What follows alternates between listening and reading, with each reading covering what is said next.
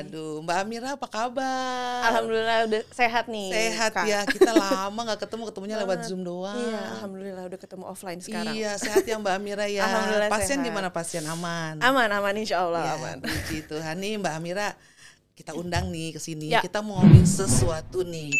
Jadi sesuatu itu adalah memang mungkin aku sih pernah baca satu artikel.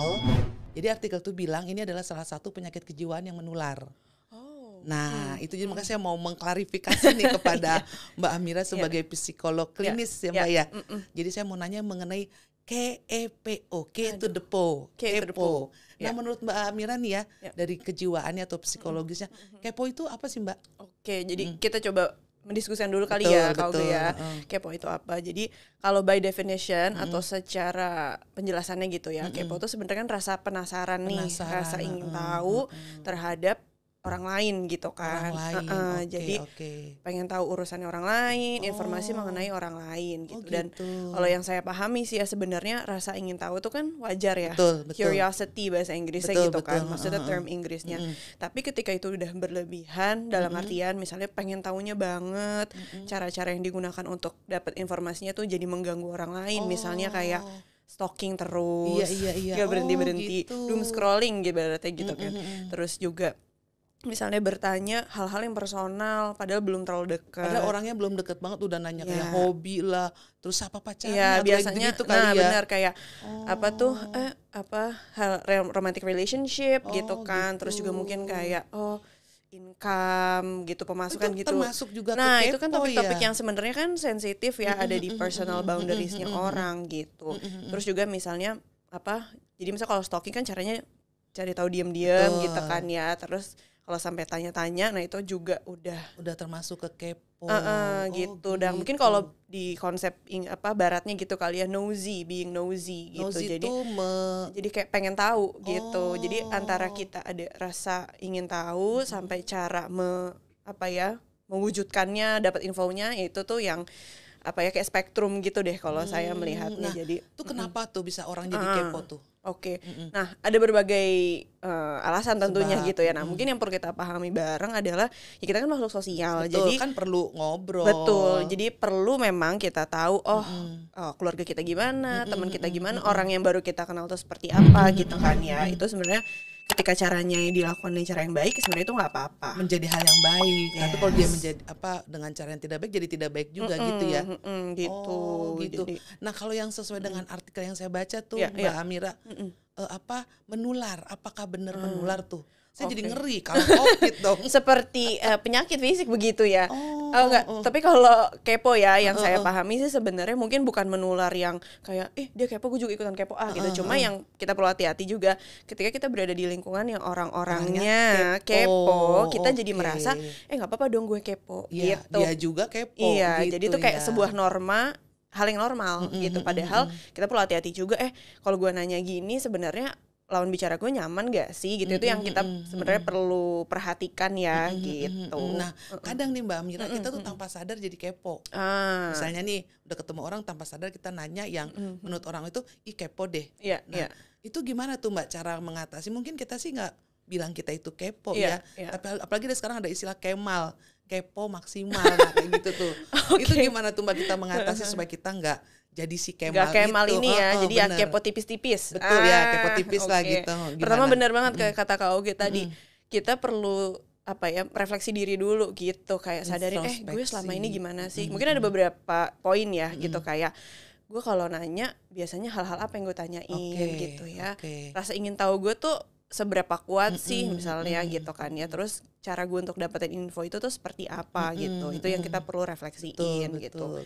Itu juga. Terus misalnya nih untuk supaya kita nggak kemal misalnya udah terlanjur kemal biar gitu jadi kan? Kemil gitu jangan kemal biar jadi keponya tipis-tipis misalnya gitu ya. Kita perlu berlatih juga gitu, kayak misalnya gitu ya. Kayaknya gue udah pertama kita kenalin social cues atau tanda ya. Misalnya orang kita ngobrol, kita tanya kita observasi orangnya ngeresponnya gimana, atau dia merasa nggak nyaman atau kan jadi ada bahasa diem. tubuh tuh kan, betul ya kan kayak, iya. Iya sih dia gitu, kita tuh kayak ya lumayan aja gaji saya, itu Iya, kan kayaknya ngomongnya seripit doang gitu ya, dikit-dikit. ya begitu. Kalau orangnya mungkin terbuka, ceritanya enak aja, mungkin buat dia itu nggak sesuatu yang kepo atau melanggar boundaries, mungkin hal yang gitu. wajar. Ya gitu. Jadi pokoknya kalau ngobrol sama orang kita observasi deh respon dia gimana, Respon orang tersebut bagaimana, jadi kita bisa tahu oh dia nyaman, oh ini nggak nyaman, jadi kita bisa mengukur kekepoan kita jadi supaya nggak kemal gitu ya, biar kepis, kepot tipis. Nah terus Mbak Amira nih aku juga mau nanya, kalau misalnya kita yang jadi korban si kemal itu gimana tuh? Iya, tentu perasaan kita nggak nyaman ya. Betul. Kita perlu acknowledge atau mengakui dulu bahwa oh gue terganggu nih sama hal ini gitu ya. Terus kita kenalin apa ya yang membuat saya terganggu sama pertanyaan ini. Karena kan bagi masing-masing orang beda-beda ya. Betul. Ada yang terganggu, ada yang enggak ya. Gitu kan. Tergantung dari apa tuh kepribadian kita ya Mbak betul, ya. Kayak kita lagi state apa, ya misalnya orang beda-beda ya gitu. Itu pertama kita kenalin. Terus misalnya kita nggak nyaman gitu ya. Oke, kita berlatih untuk merespon seperlunya dan tentu dengan cara yang tetap santun ya. Gitu, nggak tiba-tiba kayak lo kepo banget sih, males gue sama lo. Kalau gitu kan kayak ngajak berantem. Iya benar. Jadi ngajak kayak ribut ya. Jawabnya mungkin pendek-pendek itu tadi, ambil tunjukkan sinyal bahwa kita nggak nyaman gitu. Nah, kalau memang orangnya kemal banget, nah karena orang-orang kemal ini nggak ngerti gitu, nggak bisa paham. Iya betul, nggak paham dia bahwa dia tuh sudah mengganggu orang lain gitu Mbak. Jadi kita jadi perlu kasih tahu juga bahwa Mbak ini kayaknya udah terlalu personal buat saya agak kurang nyaman nih jawabnya. Langsung kita omongin ya Mbak, daripada kita memberi respon-respon dan dia tidak ngerti. Kalau dikasih respon dia nggak ngerti, ya jadinya kita perlu lebih asertif ya, ngomongnya upfront gitu. Jadi biar lebih jelas dan dianya juga tahu.